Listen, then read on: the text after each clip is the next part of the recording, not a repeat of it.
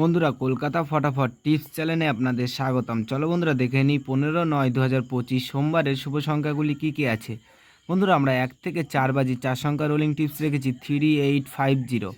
বন্ধুরা, তার সাথে সাথে আমরা প্রত্যেকটি সংখ্যা দুটি করে প্রার্থী রেখেছি। প্রার্থীগুলো একটু দেখে গেম প্লে করবেন, আশা করছি প্রার্থীগুলো শিওর পাস পাবেন।